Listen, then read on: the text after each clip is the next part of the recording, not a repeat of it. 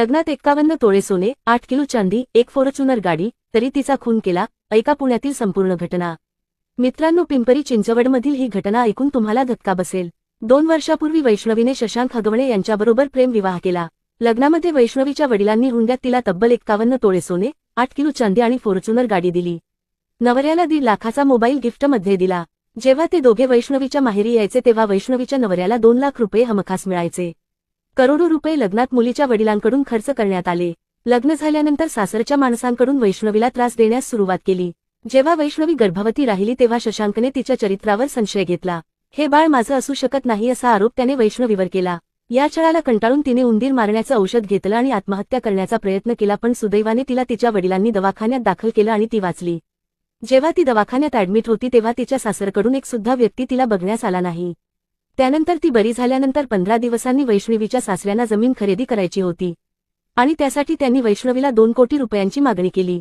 काहीही करून आम्हाला वडिलांकडून 2 कोटी रुपये आणून दे म्हणून धमक्या सुरू केल्या आणि त्यासाठी वैष्णवीने नकार दिला। नकार दिल्यानंतर सासरच्या माणसांना तिचा राग आला। सासरे म्हणाले, तुला काय भीक लागली का? तुला काय फुकटामध्ये आम्ही पोसणार आहोत का? पैसे दिले नाहीस तर तुझ्या संपूर्ण कुटुंबाला संपवून टाकू अशा धमक्या दिल्या। तिचा खूप छळ करायला सुरुवात केली। दररोज शिव्या द्यायच्या आणि अपशब्द वापरायचे।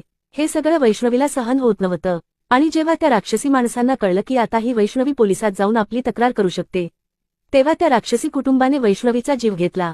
तिला मरे तोपर्यंत मारहाण केली। तिच्या अंगावर व्रण आहेत। तिच्या शरीराचा एक सुद्धा भाग असा राहिला नाही ज्यावर व्रण नाहीत। मित्रांनो, अशा या नालायक माणसांना कोणतीही शिक्षा दिली तरी ती कमीच आहे। आता त्या निष्पाप वैष्णवीचा जीव तरी माघारी येणार नाही, पण या नालायक माणसांना तरी शिक्षा व्हावी हीच अपेक्षा। पैशांसाठी एवढ्या खालच्या थराला जाणारी माणसं जगण्याच्या लायकीची तरी आहेत का? त्यामुळे मित्रांनो आणि मैत्रिणींनो, तुम्ही सुद्धा असे लग्नाचे वगैरे निर्णय योग्य विचार करूनच घेत जावा। आपल्या घरात किती पैसा आहे हे जगाला दाखवू नका। हे वाईट जग तुम्हाला मारून तुमचा पैसा लुबाडण्यास तयार आहे। सावध रहा, सतर्क रहा आणि हा व्हिडिओ आपल्या प्रत्येक जवळच्या व्यक्तीसोबत शेअर करा।